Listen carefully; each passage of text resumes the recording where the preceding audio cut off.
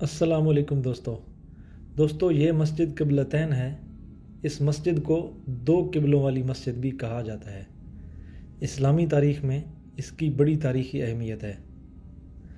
یہ قبلہ جو آپ کو نظر آ رہا ہے یہ دور حاضر کا قبلہ یعنی مکہ مکرمہ کی طرف، خانہ کعبہ کی طرف یہ ہے، اور جو قبلہ اول ہوا کرتا تھا جو کہ یروشلم یعنی مسجد اقصی کی طرف تھا وہ آپ کو سامنے نظر آ رہا ہے۔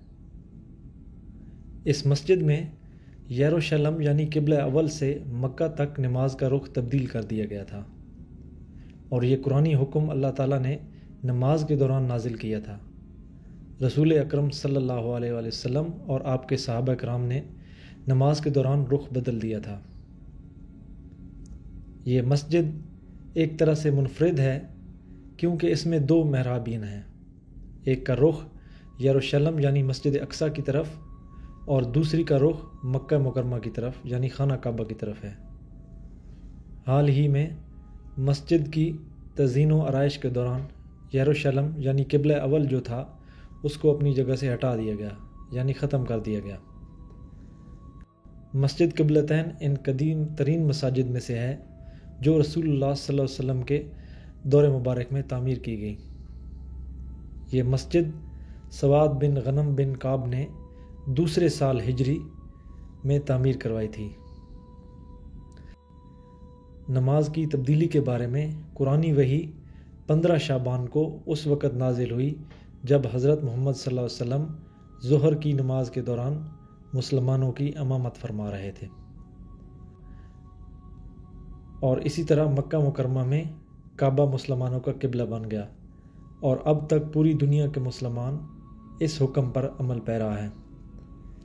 چونکہ اس مسجد میں رخ بدلنے کا واقعہ پیش آیا اس لیے اس مسجد کا نام قبلتین رکھ دیا گیا، اور یہ مدینہ منورہ کا ایک اہم اسلامی نشان ہے۔ اس مسجد میں تقریباً 2000 افراد کی گنجائش ہے، اور اس میں ایک گنبد اور 2 مینار ہیں۔ یہ حجاز میں مسجد نبوی سے 3 میل کے فاصلے پر واقع ہے۔ یہ مسجد کا بیرونی حصہ ہے، اور یہ مسجد کافی بڑے ایریا پہ، کافی بڑی جگہ پہ جو ہے وہ بنائی گئی ہے۔ پہلے یہ مسجد اپنے دور حاضر میں چھوٹی ہوا کرتی تھی، لیکن بعد میں اس کی توسیع کر کے ترکی والوں نے اس کی توسیع کی اور اس کو کافی بڑا بنا دیا۔ یہ مسجد خالد بن ولید روڈ پر واقع ہے جو مدینہ کے شمال مغرب میں واقع ہے۔ مسجد قبلتین ایک اسلامی نشان ہے جو تاریخی اعتبار سے بہت زیادہ اہم ہے۔ اس بابرکت مقام پر دن بھر عبادت گزار آتے رہتے ہیں۔ یہ مسجد کا بیرونی حصہ ہے، جیسا کہ آپ کو ایک گنبد اور 2 مینار نظر آ رہے ہیں۔ یہ تاریخی مقام بہت ہی زیادہ بابرکت ہے اور بہت ہی خوبصورت طریقے سے اس کو بنایا گیا ہے۔ اللہ پاک سب کو اس کی زیارت نصیب فرمائے، آمین۔